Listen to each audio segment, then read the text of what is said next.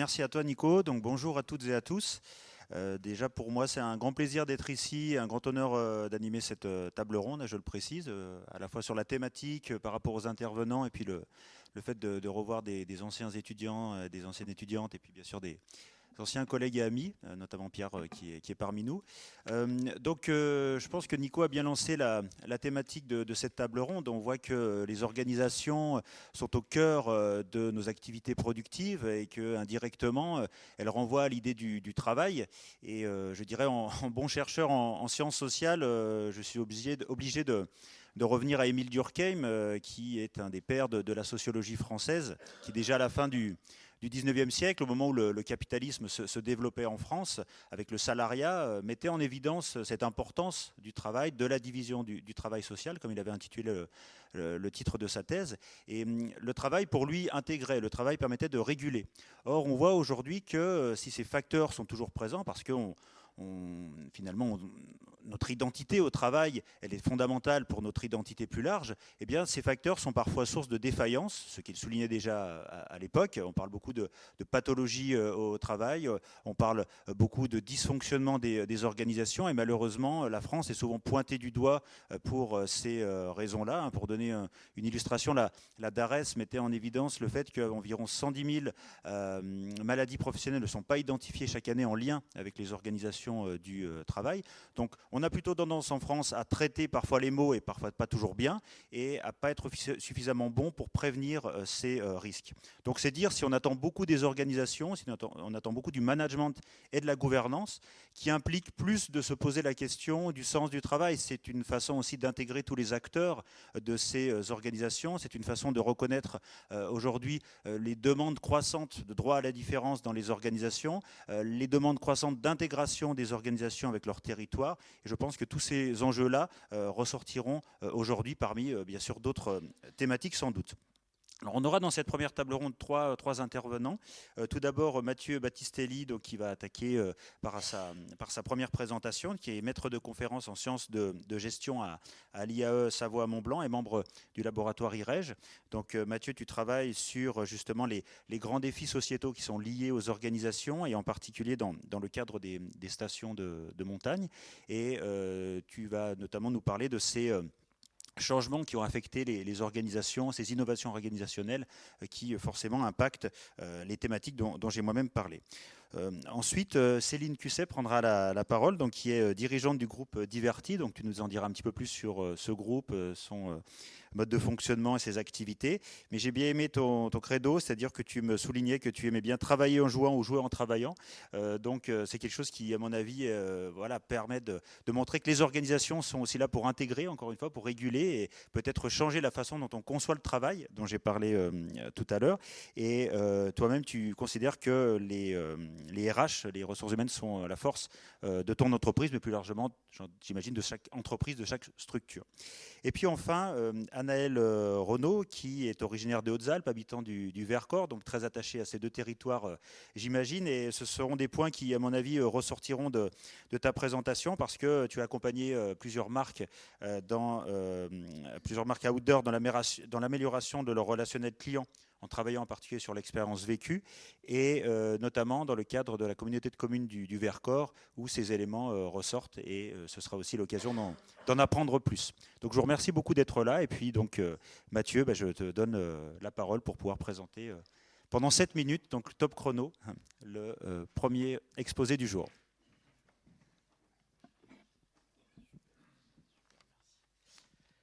Eh bien, bonjour à toutes, bonjour à tous. Tout d'abord, je veux bien sûr remercier les organisateurs, que ce soit l'Université Grenoble-Alpes, la Faculté d'économie, le CREG, le Cluster Montagne et surtout les t-shirts blancs, les étudiants du Master CEST, pour me donner l'opportunité donc de vous parler un petit peu de cette question de la réinvention du management et notamment des nouveaux modèles de gouvernance et d'organisation. Alors, effectivement, quand on pose la question de la réinvention du management, une des premières choses qui vient, c'est effectivement la question des nouvelles formes d'organisation et des nouvelles formes de gouvernance. Alors, pendant les 7 minutes que j'ai à disposition, je voudrais surtout un petit peu clarifier de quoi on parle lorsqu'on parle de nouvelles formes d'organisation, de nouvelles formes de gouvernance, puisque tout ce qui est nouveau n'est pas forcément mieux. Et je pense qu'il y a un enjeu assez fort de définition autour de cette thématique-là. Alors, si on suit un des collègues, Laurent Tasquin, qui a fait cet effort de définition, il nous définit les nouvelles formes d'organisation comme un mix de pratiques d'organisation du travail et de management qui participent au projet d'une entreprise collaborative et davantage démocratique dans sa gouvernance et dans sa transition. De manière générale, c'est vrai qu'on parle souvent des nouvelles formes d'organisation lorsqu'il s'agit de penser les nouvelles manières de travailler, puisqu'effectivement la société évolue, les aspirations au travail des individus évoluent, des jeunes générations, aussi des plus anciennes générations.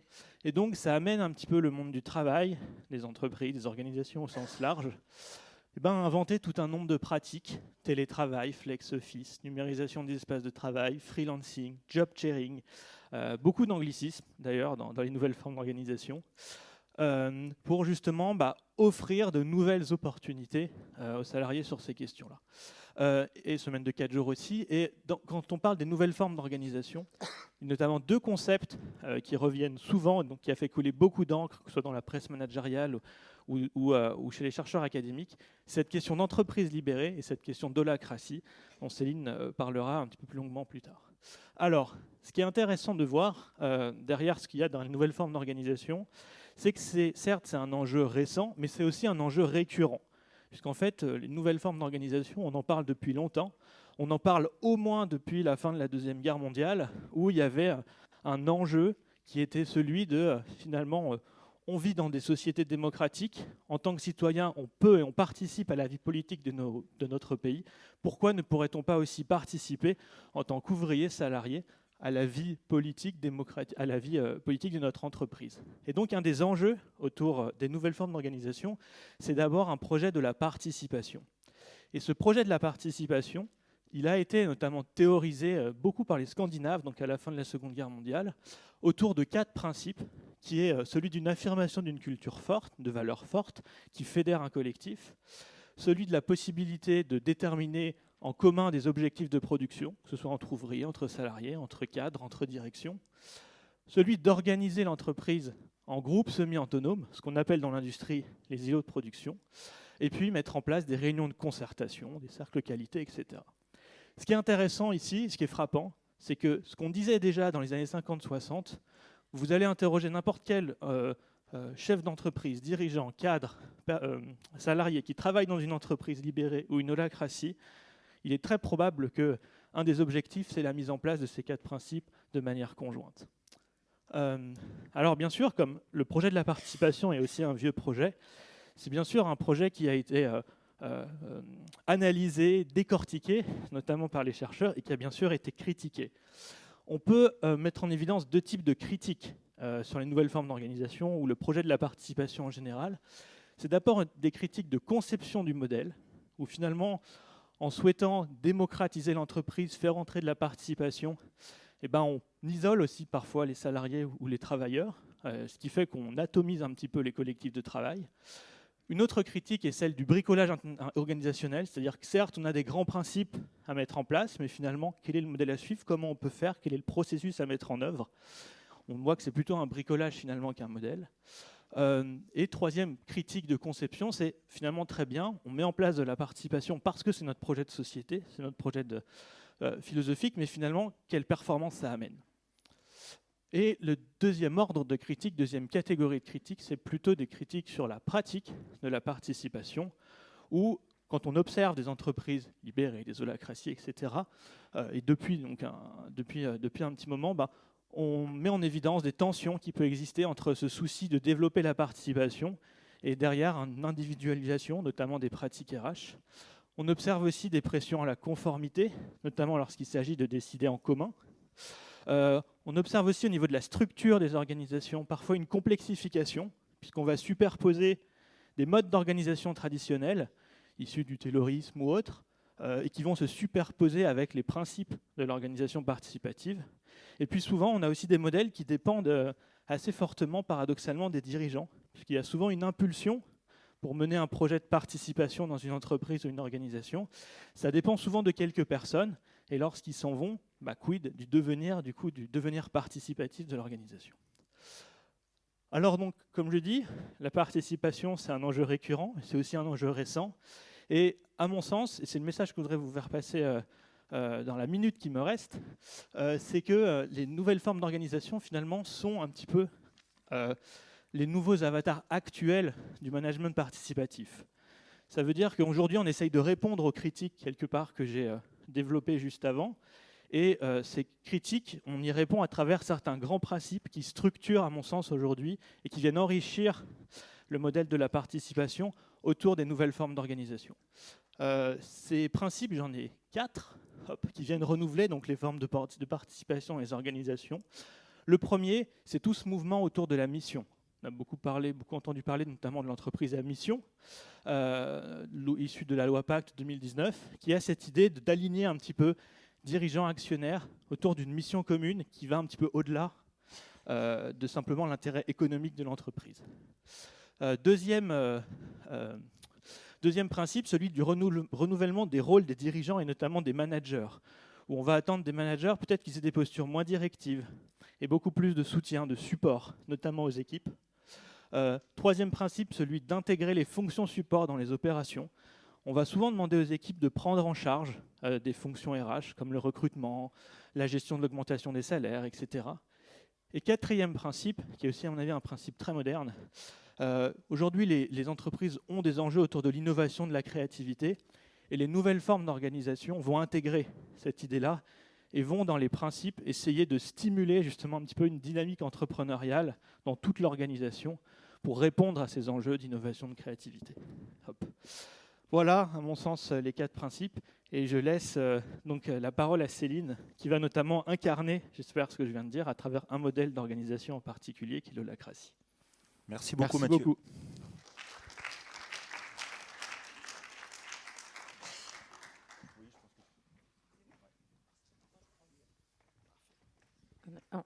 Ça marche? Vous m'entendez? Ok. C'est où le timer? Ok. Ça passe très vite. Attends, faut pas que je bouge. Voilà, 7 minutes. Bonjour à tous. Alors, je suis contente d'être là avec vous. Particulièrement contente parce que voilà, j'ai été sur ces bancs de l'école. Je sors de CEST. Donc, voilà, un peu de fierté à être là parmi vous aujourd'hui. Un petit QG dans le groupe Diverti de CEST. Donc, voilà, merci Nico de me faire revenir parmi vous. Donc, moi, je dirige le groupe Diverti. Notre métier, c'est de créer de la cohésion par le jeu, donc du team building ludique à la formation. Et on est 30 collaborateurs, on existe depuis 18 ans et on travaille en holacratie depuis 4 ans. Et je suis venue vous témoigner de ça. Alors, il va y avoir des choses qui vont être communes, bonne nouvelle, entre notre présentation. Je ne vois pas grand-chose si je me mets comme ça. Voilà, bon, c'était simplement au départ définir des polarités de gouvernance. Ce que je vais vous dire là, ça témoigne mon expérience et ma vision de la gouvernance, en tout cas à travers ce que moi j'ai pu en expérimenter. Je n'ai pas nécessairement étudié d'autres cas d'entreprise ni les livres. J'ai surtout envie de vous partager ici mon expérience. Donc c'est la façon dont l'entreprise, en fait, elle va s'organiser pour prendre ses décisions. Ce que je peux observer, c'est 2 schémas majeurs, en gros, qui parlent de aussi mon entreprise. Il y a 18 ans, quand j'ai entrepris, qui était une jolie pyramide comme ceci, parce que c'est le seul modèle que je connaissais et le seul référentiel qu'on avait pu connaître depuis qu'on est tout petit, avec quelqu'un qui, en gros, pose la stratégie en haut et puis d'autres qui la déroulent en dessous. Donc, on a une pyramide plutôt hiérarchique. L'autorité et le pouvoir sont plutôt concentrés dans ce type de modèle au sommet et finalement sur peu de personnes. Et l'information et l'énergie, elles circulent plutôt d'en haut à en bas. Et on parle plutôt dans ces organisations de management participatif. Et en gros, les managers sont plutôt dans le contrôle. Ils ont plutôt le pouvoir sur les autres. Donc, ce qu'on attend des managers dans les entreprises traditionnelles, c'est plutôt de donner des consignes et de contrôler et de donner des infos sur le comment. Et du coup, les collaborateurs sont plutôt dans une posture d'être au service d'un chef. Bon, c'est un peu caricaturé tout ça, évidemment. Mais en tout cas, moi, ça a été mon modèle au départ, parce qu'encore une fois, je ne connaissais que ça. Alors, c'est tout petit là-haut, mais maintenant, ça, c'est plutôt mon organigramme. Et ce que ça dit, c'est que la gouvernance est partagée, donc le pouvoir est réparti, et l'information, elle est plutôt circulaire. On voit ici effectivement que l'information, elle va plutôt descendre. Là, l'information, elle se balade un peu plutôt entre les différentes cellules, selon là où elle a besoin d'être partagée. Et plutôt que de management directif, on va passer à un leader participatif. C'est ce que tu as commencé à dire, effectivement, sur la posture managériale qui change fondamentalement dans ce type d'organisation. Et du coup, le manager, selon moi, a plutôt un devoir de contextualisation, c'est-à-dire qu'il doit donner en fait du sens, expliciter, communiquer, pour permettre aux autres cellules de prendre les bonnes décisions, vu qu'elles vont être autonomes pour décider. Et donc, on est plutôt, je trouve, dans ce type d'organisation, focus sur le pourquoi. Donc, on voit tout de suite que ça demande d'autres soft skills, d'autres compétences et d'autres attendus. Et là, on se met effectivement, tu en as parlé, au service d'une raison d'être. Parce que dans un modèle comme celui-ci, il faut clarifier sa raison d'être, ce que l'on sert quand on n'est plus au service d'un chef. Il faut bien se dire au service de quoi on se met. Wow. Holacracy, c'est le système que nous, on a choisi. C'est un modèle qui est très structuré, très structurant, contrairement peut-être à ce qu'on peut voir aussi dans une entreprise libérée. Voilà, là, c'est un modèle, il y a un mode d'emploi, il y a tout ça pour être très structuré.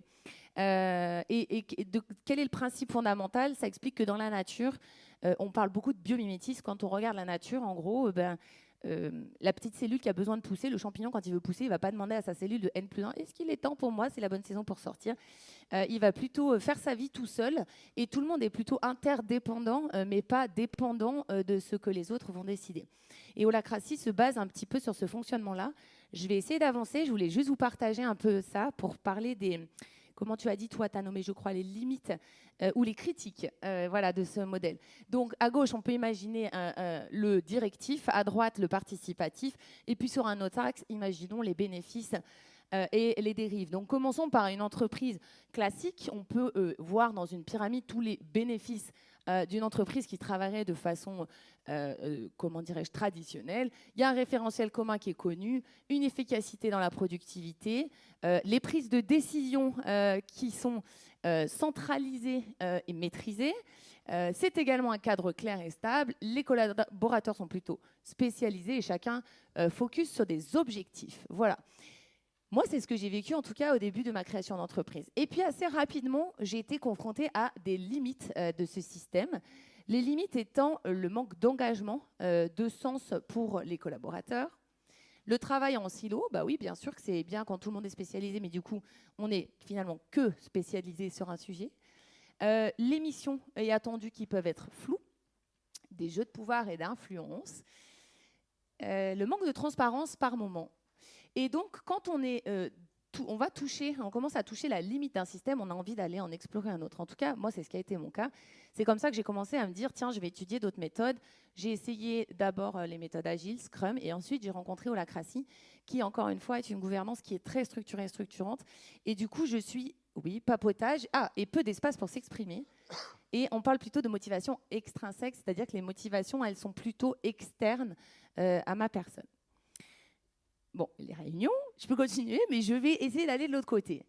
Du coup, ceci nous mène vers le positif d'une gouvernance plutôt participative. Effectivement, tu l'as dit, c'est un système agile qui est adapté à un modèle qui bouge vite. Notre monde aujourd'hui bougeant très très vite, c'est des structures qui se modélisent bien. La répartition des responsabilités, on passe de, en gros, il y a quelques personnes qui portent beaucoup de choses, qui décident de beaucoup de choses, à, en gros, c'est plutôt des décisions communes et partagées. Effectivement, j'ai pu observer beaucoup plus de créativité, de force de proposition, d'engagement et de leadership de la part des collaborateurs. Le sens des actions qui est imbriqué dans un collectif. Voilà, toutes les cellules, elles font partie d'un collectif et d'une cellule plus grande où tout est extrêmement explicite. La polyvalence et la transversalité et des redevabilités explicites, claires et transparentes. Et surtout, on a des espaces en fait pour exprimer ces tensions, ce qui fait qu'on n'a plus besoin, ou en tout cas, il est même improductif, en gros, de juste papoter à la machine à café sur ce qui ne va pas. Et du coup, la motivation passe plutôt à une motivation intrinsèque. Oui, mais, et d'ailleurs, comme tu l'as dit, tout système a ses limites, et ce que j'ai pu expérimenter, quand même ça fait 4 ans qu'on s'est pleinement transformé, c'est aussi les réunions efficaces. C'est aussi les limites de ces systèmes. L'énergie peut être parfois aussi éparpillée, c'est-à-dire que quand on peut prendre plusieurs rôles, on a aussi envie de prendre plusieurs rôles, et parfois la transversalité fait qu'on est moins du coup experts et spécifiques dans un domaine. L'inertie pour organiser et sortir des habitudes de pensée. C'est pas en 7 minutes que je pourrais vous parler de tout ça, mais effectivement, ça touche à tellement de choses, c'est qu'il faut désapprendre tous les référentiels qu'on a appris depuis le tout petit. C'est fini. Changer de posture, c'est long, c'est personnel et il faut travailler sur soi. Est-ce que tout le monde a envie de faire du développement personnel? Expliciter, expliquer, soutenir, ça demande du temps, de l'énergie. Et à chaque nouveau recrutement, il faut tout recommencer à zéro. Et l'adéquation avec les rôles, les personnes, c'est un réajustement permanent. Donc ça bouge beaucoup, ça peut du coup déstabiliser et créer un sentiment d'insécurité. Et donc, juste la flèche remonte là-haut, parce que quand on a touché en fait les limites du participatif, on retourne dans le directif. Et ma conclusion que je voulais juste vous dire là, ma conclusion et mon partage d'expérience, c'est qu'en fait, pour moi, la justesse, elle est entre les deux. Et elle est d'être capable de se balader entre ces deux types de posture et de gouvernance, c'est-à-dire d'intégrer du participatif sur certains aspects du travail et quand, en fait, on retouche aux limites, de remettre du directif et d'osciller. Et je me suis permise de mettre le petit logo de l'entreprise qui nous accompagne, parce que c'est eux qui nous ont explicité ça. Et que, imaginez, cette petite boucle, c'est une boucle de l'infini, voilà, dans laquelle il faut apprendre à naviguer entre posture coachante et posture directive. Voilà, merci à tous. Merci beaucoup. Donc, Anaëlle, tu prends la suite. Merci.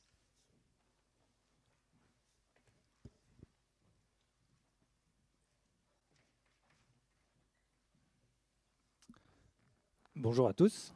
Merci de me donner l'opportunité de venir à votre rencontre et de venir échanger avec vous. Je suis très content de pouvoir échanger avec les autres professionnels, les autres territoires, mais également les étudiants, puisque même si je ne suis pas passé par votre master, je suis passé par d'autres masters. J'ai été très content d'avoir des intervenants qui viennent partager avec moi.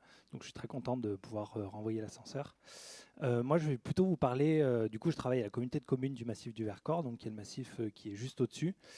Et on travaille je travaille au sein du service tourisme et notamment sur l'offre outdoor, donc tous les sujets qui touchent l'outdoor. Et je vais vous partager une expérience de retravail de l'offre du ski nordique sur le plateau. Donc je vais plus vous parler d'une façon de réorganiser le travail au sein des territoires afin de rendre le travail plus collaboratif et surtout plus efficient, puisqu'on a tous et toutes des besoins d'efficience dans notre travail. Du coup, pour resituer un petit peu, pardon, je suis dans le mauvais sens. Je vais vous parler du Nordic Pass Vercors, qui est un projet de restructuration de l'offre nordique à l'échelle du territoire du Vercors. Nous, on a été challengés par nos élus, notamment à la sortie du Covid, où le ski nordique a connu une forte progression, avec un retour à la nature et de plus en plus de personnes qui voulaient découvrir ces pratiques. Mais il faut savoir que le nordique, c'est à la fois quelque chose de très attractif pour les territoires, mais c'est aussi un modèle économique qui est assez fragile de par les bénéfices qu'il dégage, mais également de par son implantation au niveau des territoires. On est sur un territoire de moyenne montagne, donc qui subissent beaucoup les aléas climatiques et les manques d'enneigement sur certaines périodes. Donc notre objectif, le challenge qu'on nous a donné, nous, communauté de communes, c'était de se rendre plus fort pour être plus facilement capable de répondre à ces aléas et pour être plus efficient dans le modèle de fonctionnement du nordique à l'échelle du territoire. Pour un bref rappel, le nordique dans le Vercors, donc le Vercors, c'est pas un territoire qui est très très grand, hein, on est à peine sur 60 km de long sur 30 de large, c'est à cheval sur 2 départements, la Drôme et l'Isère. Par contre, on retrouve pas moins de 10 domaines nordiques. Donc on a une concentration de domaines nordiques sur un tout petit territoire qui est extrêmement dense. Et pourtant, jusqu'à présent, ces domaines avaient plutôt une tendance à travailler chacun de son côté, presque en concurrent. Chacun faisait sa propre stratégie pour avoir ses propres clients, qui bien souvent étaient les mêmes, mais se disputaient ses clients. Et notre objectif, nous, était de mettre tous ces acteurs autour d'une même table pour voir comment, ensemble, on pouvait être meilleurs. Ces enjeux, comme je vous l'ai dit, étaient très importants, aussi bien pour les pratiquants que pour les domaines d'exploitants. Il y avait une réelle nécessité pour les exploitants de pouvoir proposer un produit qui était plus attractif pour le territoire, pour accueillir plus de clients et pour avoir plus de fréquentation touristique à l'échelle du massif. on avait la nécessité, comme je vous l'ai dit, de créer une dynamique collective pour renforcer les liens entre tous les acteurs et pour pouvoir être plus forts ensemble. Et on avait d'autres contraintes qui étaient plus liées aux pratiquants, qui étaient la nécessité de pouvoir garantir des périodes d'ouverture des domaines qui soient plus longues et accéder à un produit qui était plus lisible et harmonisé pour le client. Ces enjeux, ils paraissent pas très compliqués à résoudre, et en effet, le produit qui viendrait résoudre ces enjeux et qui aujourd'hui y résolve une partie de ces enjeux est assez simple. C'est la création d'un pass, le Nordic Pass Vercors, qui permet d'accéder en illimité à tous les domaines nordiques du Vercors.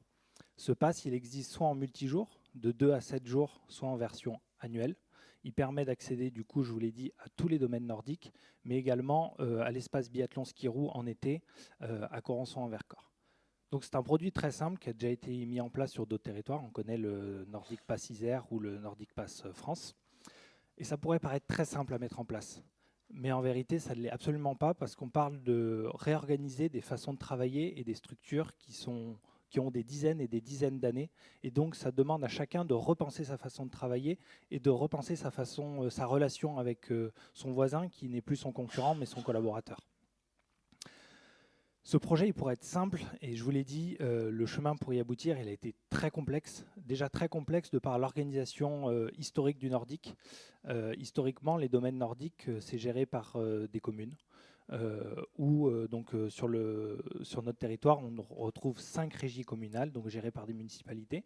On retrouve également une régie départementale. Toutes les stations de la Drôme sont gérées directement par le département. Et on retrouve un espace intercommunal avec le domaine des hauts plateaux. Donc il a fallu écouter tout ce monde, les mettre autour de la table, écouter leurs besoins et arriver ensemble à trouver la solution pour répondre à leurs attentes et travailler ensemble pour être plus forts. Comme si ça ne suffisait pas, il a fallu aussi mettre en place des moyens pour faire travailler des gens qui n'avaient pas l'habitude de travailler ensemble. Donc il y avait les acteurs locaux, les politiques, les élus, mais il y avait également les opérateurs techniques. Vous le savez peut-être, mais des opérateurs techniques, donc éditeurs et contrôleurs de billets de forfait, il y en a assez peu sur le marché, mais sur le territoire du Vercors, on en retrouve 3. Pour les citer, Intense, Skidata et Daxsystem. Donc c'est des entreprises privées qui sont purement concurrents. Et il a fallu trouver une solution pour les faire travailler ensemble au service des domaines, mais également des skieurs, pour permettre qu'un skieur qui achète un forfait dans une station ait un forfait qui soit valable sur tous les autres domaines, sans problème de contrôle d'accès, etc. Et ça a été sûrement notre plus grande réussite, c'est d'arriver à faire travailler ces gens ensemble qui n'avaient pas l'habitude de travailler. Ça passe par des échanges de données, des créations de passerelles entre leurs systèmes informatiques. C'est des choses qu'ils n'avaient pas du tout l'habitude de faire. Et je les remercie pour le travail qu'ils ont fait. Ensemble, on a réussi à se mettre au service du client final, parce que c'est lui qui est sur le terrain et qui en bénéficie des intérêts. Et on a rencontré quelques petits obstacles aussi également qui sont liés à la structure, au modèle économique du Nordique. On est à des années-lumière des moyens qui peuvent exister au niveau du ski alpin. Et du coup, on s'est retrouvé confronté à des obstacles qui sont très basiques, mais comme des réseaux qui sont des zones de contrôle qui sont en zone blanche. Et du coup, on n'a pas accès aux bases de données. Il a fallu résoudre tout ça et mettre en commun tous nos moyens pour arriver à répondre à la demande du client en global. Donc le projet, il a été compliqué et le chemin a été long, mais aujourd'hui, après 3 ans, je vous l'ai dit, on a été consulté, on a été challengé à la fin du Covid. On arrive à un produit qui est fini et qui fonctionne quasiment à 99%. Et c'est une vraie réussite. Pourquoi c'est une vraie réussite? Parce que déjà, on a un produit qui est réussi pour le client, donc un produit harmonisé. Où que vous ayez dans le Vercors, vous payerez le même prix pour votre forfait. Donc ça, c'est quelque chose de capital, ça évite des mauvaises concurrences entre les stations voisines et ça permet de rentrer dans un cercle beaucoup plus vertueux. On a un calendrier de commercialisation qui est le même partout, notamment au niveau des périodes de prévente et de vente flash. Les jours de prévente seront les mêmes partout et ça, c'est une très bonne chose.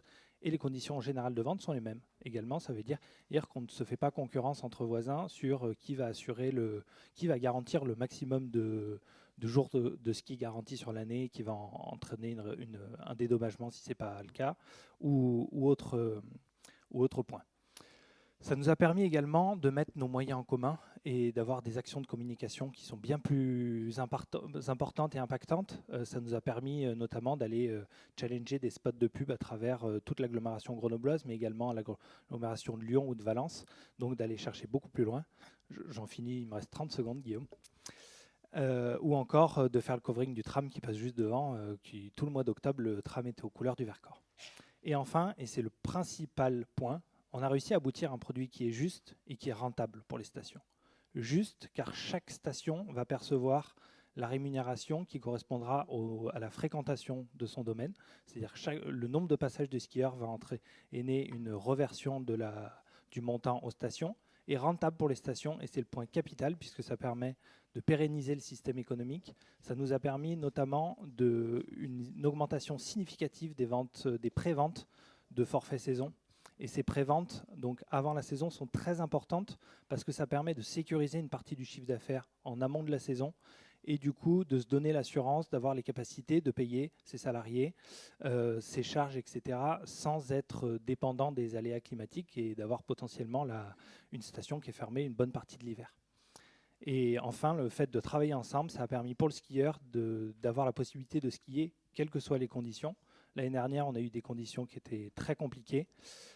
Et on a quand même réussi à proposer du ski sur Corançon grâce aux enneigeurs. Cette année, la situation est un petit peu moins compliquée, mais on a du très bon ski à Autran parce qu'ils ont des conditions climatiques qui le permettent. Voilà, c'était le petit témoignage de comment une communauté de communes peut s'emparer d'un sujet touristique pour arriver à un modèle qui est plus vertueux. Merci. Merci beaucoup.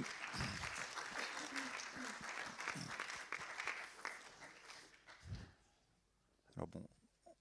Merci Anaël. Le temps que tu reviennes, peut-être pour lancer la discussion, je vais me permettre une première question. On voit que les organisations telles que vous les avez présentées, elles ne sont pas fermées sur elles-mêmes, elles sont toujours ouvertes à un certain environnement. C'est peut-être dans ce sens-là qu'on parle de responsabilité sociale ou sociétale ou parfois de bien commun. Là, on l'a bien ressenti dans ta présentation, Anaël. Mais malgré tout, est-ce qu'il n'y a pas des difficultés à le mettre en œuvre parce que j'ai cité tout à l'heure la demande peut-être croissante du droit à la différence, de reconnaissance dans le cadre du travail, qui peut être bien dans le cadre participatif, comme tu l'as dit tout à l'heure Céline, mais puis il y a aussi des limites. Donc en gros, dans cette articulation entre l'organisation, je dirais sur ses plans internes, et ce qu'elle doit ou peut faire par rapport au reste de la société, quel type de contradiction ou problème vous pourriez nous mettre en avant, comme quoi c'est pas si évident que ça parfois d'avoir une organisation ouverte et responsable de sa propre situation et de son ouverture sur d'autres environnements. Compliqué, mais voilà, je lance un petit peu le... Vous avez 2 heures et voilà, et vous êtes filmé en plus. Vous m'entendez? Oui. Dans moi, ce que j'ai présenté, il y a la nécessité. Donc là, vous parlez plus de personnes. Moi, je parle un petit peu plus d'organisation, mais au final, je trouve que c'est assez la même dynamique. Parce que, bon, nous, on repose sur un fonctionnement qui est très démocratique, hein, puisqu'on travaille directement avec des municipalités et des élus. Et en fait, chaque élu va essayer de défendre sa propre personnalité et ses propres différences. Et nous, dans notre travail de mise en collaboration, on a aussi ce travail d'écouter et d'arriver à comprendre les spécificités de chacun et d'arriver à les mettre en valeur dans ce mode de fonctionnement collaboratif. Et je pense que c'est très en lien avec le mode de fonctionnement des entreprises où on a besoin de travailler pour le bien commun, mais en mettant en valeur ses propres capacités. En fait, pour rebondir, le principe même de la coopération, c'est on se met en coopération au service de quoi ? Donc là, vous aviez une intention commune, ce qui a fait que du coup, chacun a pu contribuer. Sur le principe d'une entreprise en holacratie, c'est la même chose. La raison d'être et l'objectif commun à tous, et tout le monde contribue en fait aussi dans ce qu'il a envie, dans sa personnalité, il va apporter aussi sa contribution. Donc au contraire, je trouve que c'est un système où quand on a un objectif commun, chacun peut dedans y mettre ce qu'il a envie d'y mettre. Oui, je crois que tu touches le point central, c'est-à-dire qu'il y a une forte tension entre des attentes sur des organisations qui fonctionnent en collectif, où on prend des décisions collectivement, on sait faire, on sait s'écouter, on sait être franc les uns avec les autres, ce qui n'est pas forcément toujours évident. Et en même temps, on est dans une société où on a plus une tendance à faire primer son individualité. Et donc, on le retrouve aussi au travail. Et donc, je pense que, pour résumer, la plus grosse tension, la plus grosse difficulté, c'est comment on résout cette tension-là, individualité, collectif, puisque nos organisations on pousse à être beaucoup plus collectifs. Moi, je peux reprendre 2 secondes. Je voudrais vraiment rebondir sur ça. Ça me semble hyper intéressant. En tout cas, dans un système, nous, comme le nôtre, on ne cherche pas à être d'accord et on ne cherche pas un consensus. Et au contraire, chacun peut décider dans son rôle, vu qu'il a toute autorité dans son rôle pour décider. Donc, autrement dit, toutes les communes qui sont des cellules, quand elles œuvrent pour un même sujet, s'il y a une répartition claire aussi des rôles, puis peut-être il y en a un qui s'occupe, j'en sais rien, des tarifs, d'autres des supports, d'autres de la communication, bref, et chacun a toute autorité en fait sur son périmètre défini. Et c'est ça la puissance du truc, c'est qu'en fait, on se met au service d'une intention collective. Avec un périmètre individuel où on va pouvoir s'éclater, s'exprimer et en avoir toute autorité. On ne cherche pas à être d'accord, en fait. Et c'est vraiment toute la différence avec, par exemple, la sociocratie ou des systèmes où le but du jeu, c'est de se mettre d'accord. Pour moi, ce sont des systèmes qui figent et qui font qu'on n'avance pas. Là, c'est pas du tout l'intention. Je voulais le dire tout à l'heure, j'ai pas eu le temps, donc je profite pour le replacer là. Merci. Alors peut-être qu'on a des questions déjà dans le public ou sur Internet en ligne. Je ne sais pas si des personnes veulent réagir. Oui, Pierre. Oui, bonjour à tous. Alors, une petite question pratique par rapport au Vercors. Est-ce que, par rapport à l'offre collective, il continue à avoir une offre individuelle de chacune des stations? C'est un petit détail. Chacune a une offre individuelle, mais qui est la même, au final. Okay. Donc, chacun garde son mode de fonctionnement propre en interne, mais est synchronisé avec les autres pour éviter de se faire concurrence. Et on se met en amont de la saison, on se met autour de la table pour se mettre en accord sur qu'est-ce qui conviendrait à tout le monde. Okay. Merci. L'autre question pour Céline. Bonjour Céline. Bonjour Pierre. Ravi de te revoir. Je te reconnais. Moi aussi. J'ai eu Céline il y a fort longtemps dans le cadre du master. Je n'aurais pas dire ça. Enfin, si, c'est moi qui suis très vieux. Céline, par rapport à ce que tu as présenté, la question, tu as bien montré entre tes deux systèmes de gestion. Alors tu fais référence à un aérotour et éventuellement un système un peu central.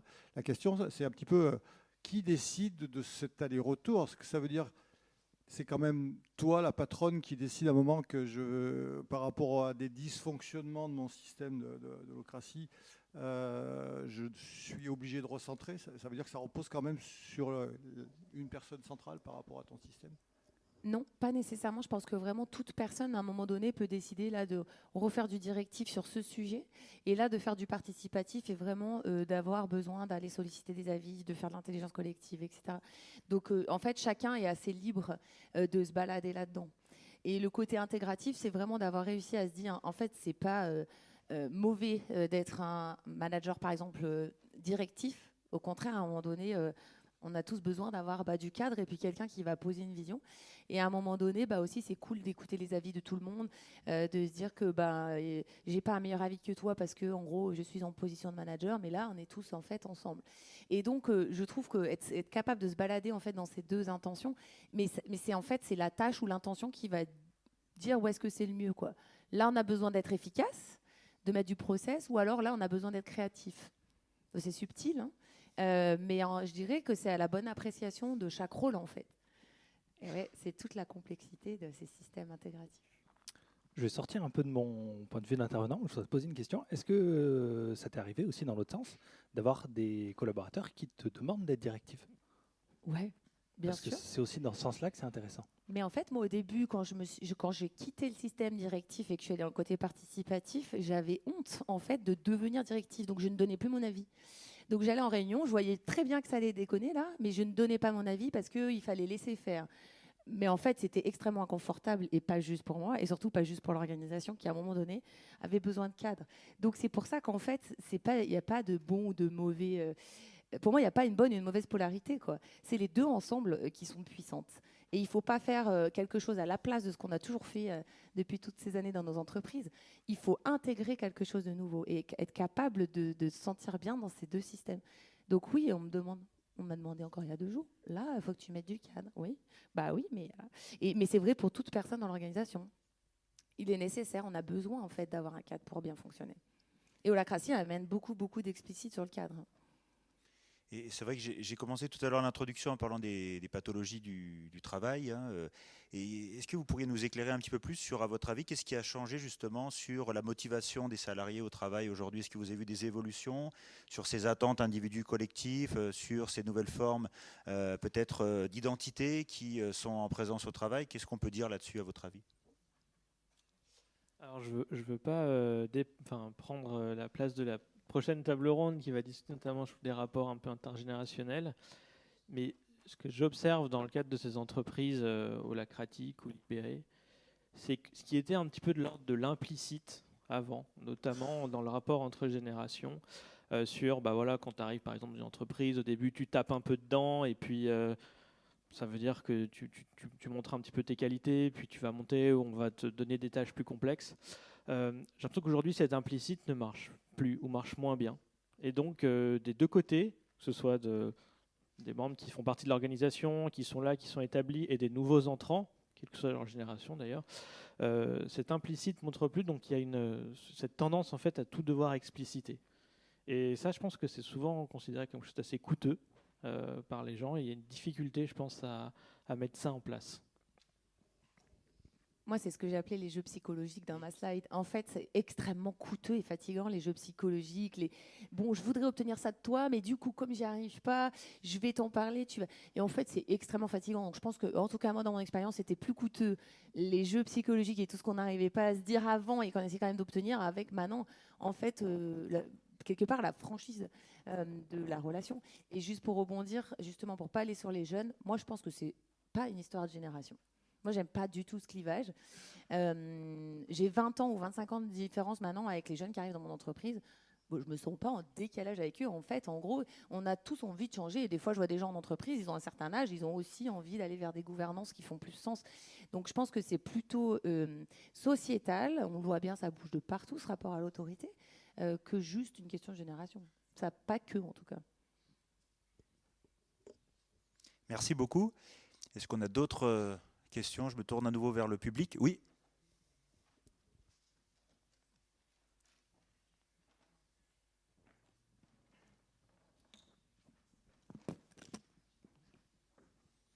En fait, c'est pas tellement une question, bonjour. C'est juste, je voudrais apporter une nuance sur le type de gouvernance que vous nommez. Parce que chez nous, je dis nous parce que nous sommes également en transition depuis 4 ans. Et je ne peux pas dire plus en tout cas. Quand on parle d'entreprise libérée, en fait, nous, on considère qu'au final, l'entreprise, elle est libérée de rien. Au contraire, elle a beaucoup de contraintes réglementaires, sécuritaires, habilitation, loi, code. Et en fait, quand on commence à défricher ce terme-là pour aller au plus profond de cette notion-là d'entreprise libérée, on s'aperçoit que ce qui est important, c'est la notion de confiance. Et donc, nous, on parle d'organisation de confiance plutôt que d'organisation libérée, parce que c'est un terme qui est dévoyé et qui peut être utilisé par les salariés de la mauvaise façon et être mal interprété. C'est ce que je voulais apporter. Sur ce point, vous touchez quelque chose de très juste, c'est qu'effectivement, le terme libéré, il a très bien marché, mais il a aussi donné beaucoup de polémiques. Et effectivement, j'observe beaucoup de personnes qui un peu offrent ce genre de témoignage, c'est-à-dire ce terme libéré ne nous convient pas, on préfère parler de confiance, on préfère parler d'autonomie, on préfère parler de responsabilité, etc. Mais je pense que ce qui justement un concept un peu qui dérange, qui est évocateur, surtout dans notre société française, un petit peu révolutionnaire, etc., où en tout cas on a ces imaginaires-là, font que le terme libéré en fait a pris. Et donc après, ce qui je pense est effectivement intéressant, c'est qu'on en débatte et qu'on réfléchisse effectivement concrètement qu'est-ce qu'on met derrière. Est-ce que c'est libérer des normes? Est-ce que c'est libérer du contrôle du manager? Est-ce que c'est donc purement dans la relation managériale que ça joue ou autre part? C'est là où je pense qu'on touche effectivement les questions intéressantes.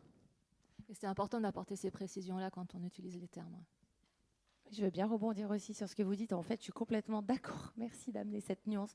En fait, souvent, moi, au départ, quand je parlais de mon organisation, on me dit « Ah oui, mais toi, ta boîte, c'est le monde des bisounours. » Non, en fait, on a les mêmes problématiques que n'importe quelle entreprise. En fait, c'est exactement le même système. Et alors, holacratie, pour le coup, enfin, moi, je n'ai pas pris entreprise libérée, ça ne m'a clairement pas parlé, parce qu'il n'y a pas de... Tu l'as dit tout à l'heure, c'était quoi ton mot? Bricolage. Holacratie, c'est tout sauf du bricolage. Il y a une constitution, c'est un pavé comme ça, qui édicte toutes les règles du jeu. Donc en gros, tu prends le truc et tu l'appliques. Entreprise libérée, il n'y a rien de concret. Et entre 2, 3, 4, 5 entreprises libérées différentes, tu as sûrement pu l'observer, tout le monde a c'est une interprétation différente, c'est un mouvement en fait, entreprise libérée. C'est pas un modèle, en tout cas dans ma vision. Holacratie, c'est un modèle, ça édicte tout le mode de fonctionnement. Tous les rôles, ils ont tous, avec grande clarté, ce qui est attendu d'eux. Et donc, c'est un monde extrêmement réglementé. Nous, on a mis des process, du cadre partout, là où il n'y en avait pas avant, quoi. Au contraire, moi, je trouve qu'on s'est délibéré. Mais pour aller dans le bon sens, c'est-à-dire pour mettre l'énergie de façon focus. C'est extrêmement structuré, quoi. Merci pour cette précision. Annelle, non, ça va? Okay. Est-ce qu'on a un autre point, une autre réaction? Oui.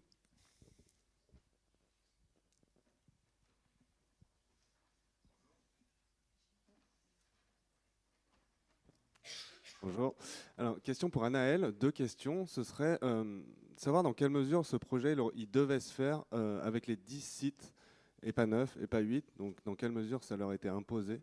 Est-ce qu'ils ont pu avoir le choix? Et s'il y avait des opposants, comment ils sont rentrés dans le projet? Et deuxième question, c'est plus savoir comment est-ce que vous avez co-construit avec la population, la clientèle, l'usager. Alors, on est déjà la première chose, c'est qu'on n'est absolument pas, on n'oblige personne. Et le but, c'était vraiment de mettre tout le monde autour de la table. Nous, au sein de la communauté de communes, on n'était pas là pour imposer quelque chose ou pour créer quelque chose. On était là pour mettre en place le bon mode de fonctionnement et de dialogue pour que d'eux-mêmes arrivent à créer la solution qui leur convienne. Au point de départ, c'est un sujet qui a été mis autour de la table avec les communes, les domaines de la communauté de communes du Vercors. Dans le comité de communes du massif du Vercors, c'est les villages au nord du Vercors, sur la partie Isère. Et au niveau des domaines nordiques, c'est Villard-de-Lans, c'est Correns-en-Vercors, c'est Lens-en-Vercors et c'est Autran-Méaudran-Vercors. C'est ces 4-là qui sont mis autour de la table au début pour créer une solution ensemble, qu'on aboutit à l'ébauche de la création du Nordic Pass Vercors et qui ensuite ont pris ce produit et ont été consulter les stations de la Drôme, donc gérées directement par le département, pour leur proposer d'intégrer le mode de fonctionnement, et c'est d'eux-mêmes qui ont bien voulu rejoindre l'aventure, entre guillemets. Donc nous, on n'était vraiment pas là pour contraindre qui que ce soit, et personne n'a été contraint de quoi que ce soit. Par contre, tout le monde a compris très vite l'intérêt de travailler ensemble et l'intérêt de rejoindre le mouvement quand ils n'étaient pas à la base. On a eu beaucoup moins de difficultés à convaincre les techniciens, les gens qui travaillaient sur le terrain, que de convaincre les élus. Et c'est un projet qui a été mis en place vraiment par les gens de terrain, par les techniciens, qui ensemble sont mis d'accord et qui ont été convaincre leurs élus de s'engager là-dedans, de signer les conventions qui allaient permettre de faire tourner ce mode de fonctionnement. Pour ce qui est de la consultation des participants, il n'y a pas eu de consultation directe, si ce n'est que de par l'intervention des clubs et toutes les associations qui ont toujours émis cette nécessité de pouvoir aller skier dans une autre station quand leur domaine était fermé et vice-versa. Et ça, en fait, il y avait déjà des accords qui étaient mis en place au niveau des clubs avant. Et on a dupliqué un petit peu ces accords pour tout un chacun. Je ne sais pas si j'ai répondu à ta question. Alors, il y a un point que j'aimerais bien évoquer aussi avec vous, qui était cité dans ta diapositive tout à l'heure, Mathieu, c'est la croissance, on va dire ça comme ça, du télétravail, en particulier avec la crise du Covid. Est-ce que vous pouvez nous éclairer un petit peu plus là-dessus? Qu'est-ce que ça a changé? Puisqu'on voit que ça brouille l'idée de la frontière entre la sphère professionnelle, la sphère privée, le participatif, le directif, avec même l'idée de contrôle. Comment tout ça a été mis en œuvre concrètement dans vos organisations, dans vos recherches, voilà, pour en avoir une idée un peu plus large?. Merci.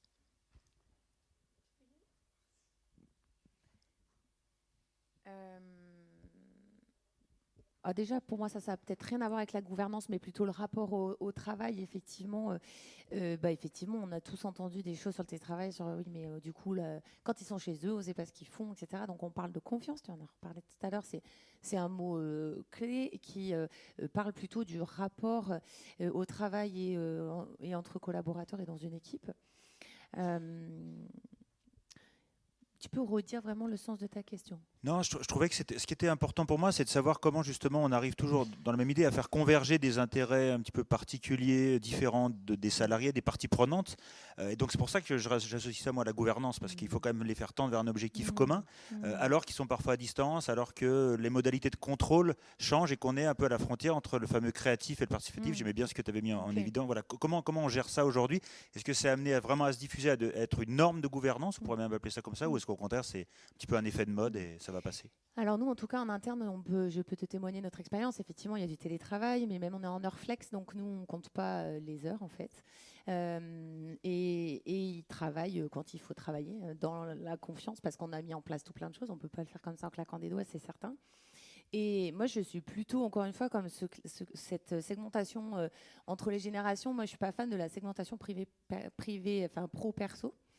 Pas respecter cet équilibre qui est nécessaire pour tout le monde, mais en fait, au contraire, de pouvoir autoriser les gens, les collaborateurs à être eux-mêmes dans l'entreprise, donc à accepter de mettre du perso avec qui ils sont, leurs forces, leurs faiblesses, leurs particularités. Voilà. En gros, venez comme vous êtes. Donc, c'est viens, toi, bosser ici, pas ton masque social. Donc, je suis un peu, voilà. Et du coup, c'est OK pour ramener ton travail à la maison et bosser dans ton salon, du coup, pour moi. Et parce qu'en fait, il y a une histoire, encore une fois, de sens, de la raison d'être, de l'intention pour laquelle tu travailles. Donc, moi, ça ne me parle pas, ce sujet de segmentation vie pro, vie perso. Il faut travailler moins, il faut travailler plus. En fait, pour moi, ça n'a pas trop de sens. Mais encore une fois, c'est, je pense, propre à chaque culture d'entreprise. Tu vois. D'accord.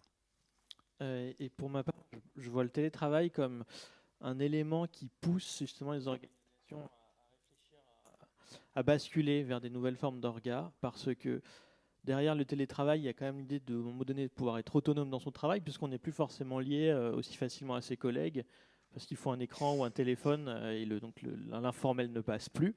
Et donc, ça invite effectivement les managers, les dirigeants à organiser cette question du télétravail, et donc à organiser à un moment donné des types de tâches qui peuvent être faits effectivement en autonomie, et à organiser aussi beaucoup plus de rituels, et des rituels en ligne. C'est compliqué d'arriver à se parler sur un Zoom ou sur un Teams ou autre. Donc j'ai vu beaucoup d'entreprises qui mettaient en place des outils managériaux, des manières d'animer la discussion collective en ligne, pour justement recréer des formes de rituels où il peut y avoir des formes d'échange informels qui se jouent, même en ligne, même en télétravail. Et donc ça, je pense que c'est intéressant parce que ça pousse un peu, ça force en fait cette réflexion. Puis en plus, le télétravail, je pense qu'il y a quelque chose de plus en plus demandé, parce qu'il permet de maintenir cet équilibre pro-perso, ou en tout cas c'est une carte supplémentaire. Donc entre le libéré et le libre, voilà, il y a aussi une frontière qui est mince. Est-ce qu'on a peut-être le temps, encore peut-être d'une dernière question ou... Oui, il y en a une question, je pense que ce sera la dernière, puisque le temps va être écoulé, je crois.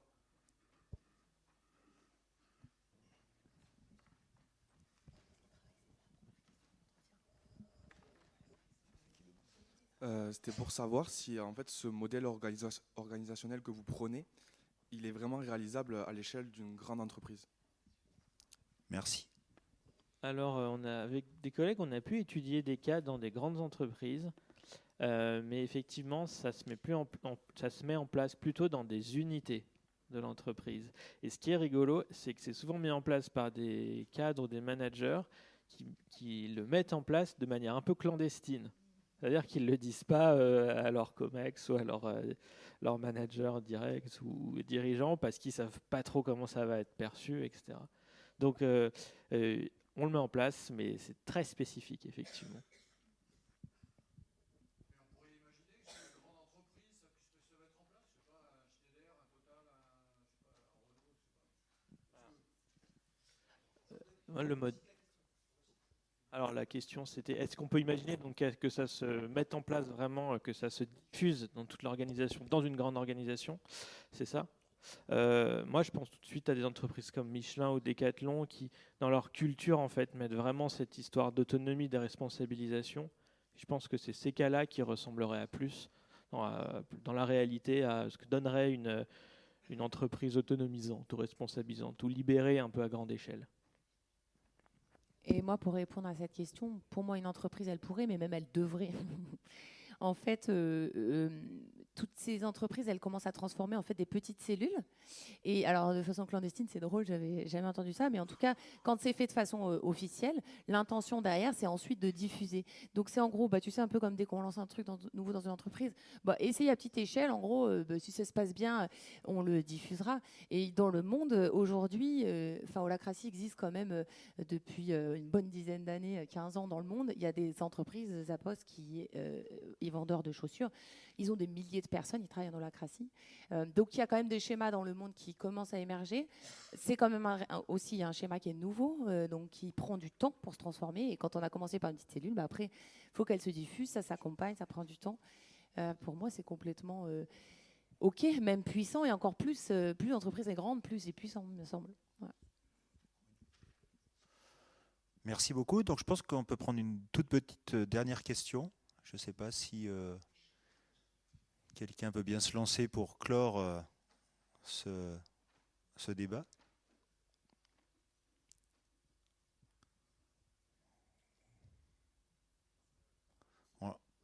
En ligne, il n'y a pas de questions.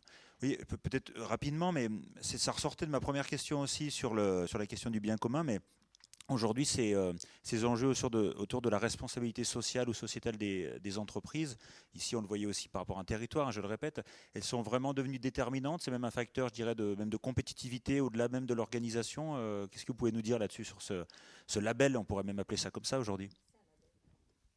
Par rapport à la RSE, je le vois de plusieurs points. Le premier, moi j'ai étudié une entreprise qui est passée en holacratie, où les gens venaient parce qu'il y avait cette forme d'organisation, et ils se disaient, tiens, je vais apprendre des trucs nouveaux, je vais apprendre des formes de collaboration nouvelles, etc. etc. Je pense qu'aussi, comme on joue beaucoup sur l'aspect collectif, sur l'aspect intelligence collective dans ces modèles-là, il y a beaucoup cette idée, ce que j'ai dit dans la présentation, de stimulation de l'entrepreneuriat, d'une dynamique intrapreneuriale.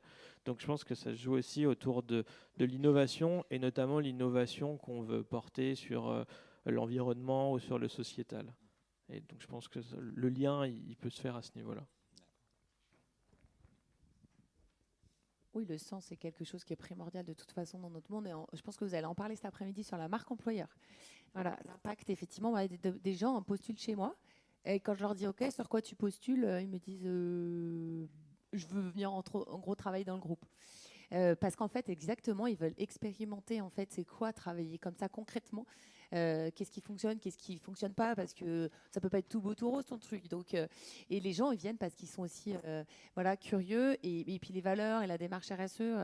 Nous on a rencontré des étudiants dans des facs avec un groupe de dirigeants, ils nous ont regardé dans les yeux, ils nous ont dit, nous on viendra pas bosser dans vos boîtes en fait, clairement, si vous n'avez pas mis en place une vraie démarche RSE engagée. Et aussi nous on a explicité ça sur notre site internet. C'est fou, les gens le citent dans les lettres de motivation. Donc pour moi, je pense que c'est vraiment des signaux hyper forts que voilà, c'est le sens et ce qui compte bien avant la rémunération, toutes ces choses-là. Anaëlle, c'était un point qui ressortait aussi de la collaboration dans le Vercors, faire ressortir, je dirais, quelque chose de commun lié à un territoire.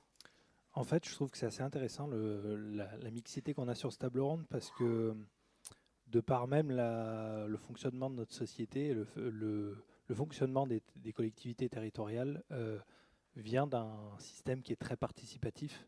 Via nos élections, on rassemble des gens autour de la table pour porter des paroles, et ces gens-là, il n'y a pas vraiment de hiérarchie. On est tous, ils sont autour d'une table pour arriver à faire émerger des idées et à arriver à donner une directive commune. Et en fait, c'est la même chose à l'échelle des communautés de communes, où le seul but va être donné de mettre en place le travail d'une communauté de communes. Moi, j'aime bien le dire que c'est la capacité à mettre en place les bons outils pour que les personnes arrivent à trouver les idées par eux-mêmes. Et pour moi aussi, ça rejoint le rôle du manager et du leader, qui n'est pas de venir donner les solutions, mais de venir créer la bonne situation, le bon contexte pour faire émerger les solutions qui vont permettre à tout le monde d'avancer. Et voilà, c'est vrai que le fonctionnement de notre société, et c'est vrai que c'est intéressant que les entreprises se redirigent vers ces modes de fonctionnement, c'est purement démocratique et voilà, et au niveau des collectivités, on est hérité de ça forcément. Merci beaucoup. Donc c'était vraiment très intéressant. Et merci de votre contribution. Merci aussi au public pour les questions. Voilà. Merci. Merci à tous.